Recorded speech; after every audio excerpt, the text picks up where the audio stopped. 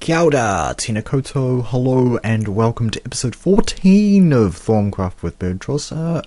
Just want to start things off by saying that I found a soul fragment. Well, I didn't find it actually, because if I take a look in the Thaumonomla, and I think I can say it, Thaumonomicon, something like that. But yeah, anyway, if we take a look in here, if we head to our Forbidden tab, you can see the brain in a jar was given a new recipe with the 2.1.4 patch. It uses a soul fragment instead of just soul sand. And in order to make a soul fragment, we're going to need to head to our dark infuser, so let's just head on over to the zombie spawner. I've already made one, just to see if it works. And just a minor change, I've added a conduit so that I can have an infuser down here as well, because we're really getting a lot of use out of this thing. So anyway, stick 5 soul sand in your dark infuser like so. The taint bar fills up pretty quick, but the Vs bar is coming along. And there we go, we get a soul fragment. Now I believe they stack, yeah, cool.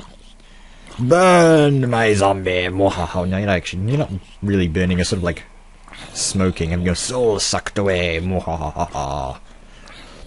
But yeah, that's that's pretty much all that's new on that front. So the zombie, the brain in the jar recipe suddenly became 4 soul sand more expensive. It's I don't like that. It means I'm going to have to head to the nether and get some more soul sand. I've only ever actually found one patch of soul sand so far, so that's going to be kind of difficult for me. And something else really quick that I did off camera was locate myself some Vs crystals, 11 to be exact. Why on earth, bird? Because I was doing some research off camera as well, guys, just to see whether or not I could do it, and I found... no, that's not it. There it is, the Crystalline bell. This is a cool little toy. Oh, you gotta be kidding me. Now I've got... so as soon as you pick those up, you have to kind of like take them and put them somewhere. I didn't know that. But anyway, yeah, the Crystalline bell, let's say, a very cool tool for building farms. Vs farms, like collecting Vs. Or more specifically, maintaining your Vs level in this chunk. So, let's go ahead and... now I'm just going to throw this back in the Quasar. Wow. Oh yeah, and I think I've got a few more bookcases that I was making. Yeah, sweet. So we'll just go ahead and throw that into the Quasar, and I will see you in a bit. Pow! Just like that, and we've got ourselves the Crystalline bell. Let's just quickly take a look at the... well, we have to, actually, don't we? Ooh. This spell seems to resonate with Vs crystals. You suspect it could be used to retrieve individual crystals from a cluster. So yeah, that is a very neat tool for actually collecting Vs crystals without lowering your aura too much. It seems to use a diamond and a piece of glass. And 150 Vs. We seem to... that's pretty cheap actually. Let's actually see. I think I do have like around a dozen diamonds, yeah. Okay, now where did I put my glass? It should be somewhere around here. Probably up here in one of these chests up here, which I've sort of just started moving stuff. Here we go. Right, so we've got enough Vs in this system. It doesn't look like it, so we're probably going to have to head to the zombie spawner again just to make this damn thing. Alright, let's see what we got. Assuming the frame rate fixes itself, there we go. Right, so piece of glass, piece of diamond, and a whole bunch of Vs.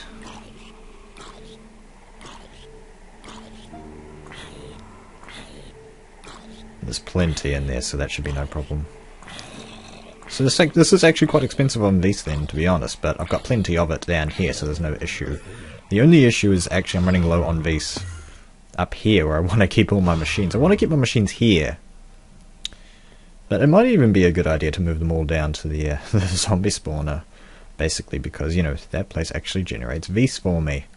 But hopefully quite soon we're actually going to be showing off how this works. So the very first thing I wanted to do with this actually was to take 9 of these, because I'm going to be showing you a new crafting recipe. Using your Vs crystals. You take 9 like so. You put them all on the spots, and you know it gives you a piece of Vs ore. Now it looks like a square. It's not a square. Where are we going to put this thing? Where are we going to put this thing? How about up here? That's what I'm thinking. Hopefully it emits light because it's a... Whoa. Hello. There we go. There we go. So, drop that. And yeah, so that generates a crystal into the world. So yeah, we just use 9 crystals to make an artificial ore. And the idea here being that this ore is going to generate crystals for us. And then once we generate at least 2 crystals on there, I'll be able to right click and pluck a crystal off. Now I'm just going to go ahead and try and find a crystal to show you guys so that I can show off the crystalline bell properly. Okay, well it didn't take long and it's even at the surface, so that's pretty cool. Hello Wolfie. Alright, so okay, I'm going to have to build up there. Let's see what we got. So yeah, this is a vaporous crystal vein. And all we gotta do is right click and it falls off. So we're just gonna leave the that crystal there, and then this is just gonna grow back. So that's how you make Beast farms basically. You take a ton of crystals and you line them all up on the floor or the roof or wherever, and they basically generate crystals for you. That's probably it would probably only be beneficial on the large scale because they take quite a long time to grow back. I believe if the VS level is lower in the chunks, they do take a less amount of time, but if the VS level is like really high, like it's probably going to eventually be, then it's going to take ages, but it will work, trust me. And you can see here the crystalline bell has a durability meter, so it doesn't last forever. But hopefully we'll be able to get some research done today which could contradict otherwise. Just trying to get some more lost fragments here. There's a ton of lost research that I really want to get done. Oh, there we go. A piece of lost knowledge. Let's try and get at least one more. Man, I'm so sorry that... Hopefully we're going to be running out of research eventually. I want to get on to making some complicated machines and stuff like that. I think that's probably what people want to see. They want to see, like, you know, all of the parts of ThaumCraft working together. Okay, we've got 2 now. Cool. Give me thine research, sir. 41%. Oh, the travelling trunk. Wow, that's going to be that is going to be useful for somebody like me who well, just look at me. I need the travelling trunk. So we're just going to go ahead and research that and then use it, I hope. Hell yeah. Cool, that was easy because it was easy. Alright, let's see what we've got here. Ah. This magical chest follows you around wherever you go. As long as you keep it fed or keep food in its inventory, it should remain healthy and strong. It's a bit noisy and clumsy, but at least it's fireproof. Indeed, the travelling trunk. It takes 8 pieces of enchanted wood and a soul fragment. Right. Assuming my FPS catches up. There we go. What is going on? Why the lag? Anyway, 8 pieces of enchanted wood. Okay, so the travelling trunk takes 8 pieces of enchanted wood, and I've only got 1, so I'm going to have to go ahead and use up 2 of my earthens here. I think will work with some, what are they called? Just logs. I don't think I have any logs, so I'm going to have to go grab some real quick. But yeah, so I'm just going to quickly grab some logs, then we'll be right back. I just want to quickly explain a feature. Some people may be a bit concerned that the Beast crystal that I just put up in my treehouse is not going to grow. That's not really much of an issue anymore because I believe with the latest patch of ThaumCraft, as long as you've got a portal around in the chunk will actually stay loaded, much like the chunk loading blocks from Industrial Craft, I believe they're from, or from one of those types of mods. So this thing's going to be basically growing all the time as long as we're in the world, which is cool. Anyway, that's right, I've got 3 vaporuses. I can just stick those in there. Let's grab my wood. Yes, I did have to leave a tree lying, like hanging in the air. But I really wanted to get this travelling trunk out of the way because it's quite a cool item, and as you can see, I need it. Oh, there we go. I was just like, well, why is that not working? But anyway, the enchanted wood. And a bit of a soul fragment. So yeah, we do have everything now. Rise from the dead, my children. Yeah. Alright, so we've got the travelling trunk. That's cool. And you just place it on the ground and it moves. It's a chest that moves. Is that great? That's cool. So we're just gonna stick a bunch of our stuff in here. Now it said to keep it fed, so I'm not quite sure what it eats. You have some bread, if you know you want to. So what else can I let it carry around for me? Pretty much just all my junk.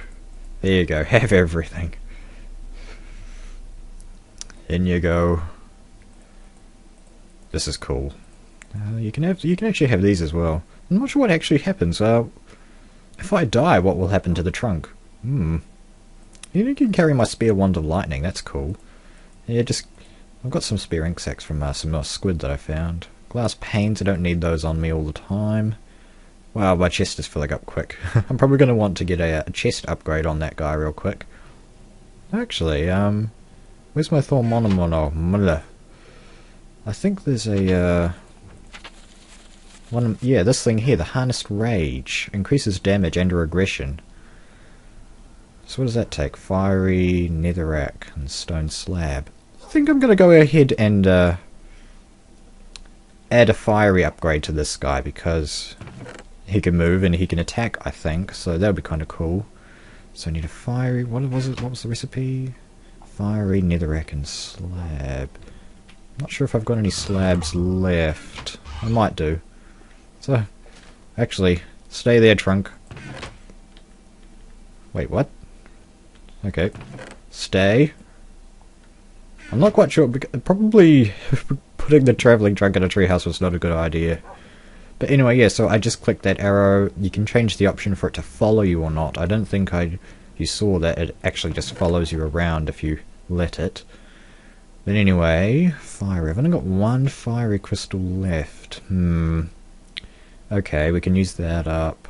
Have I got any netherrack left? I think I was using all my netherrack in the what do you call it? The zombie spawner decorating. What was the recipe again?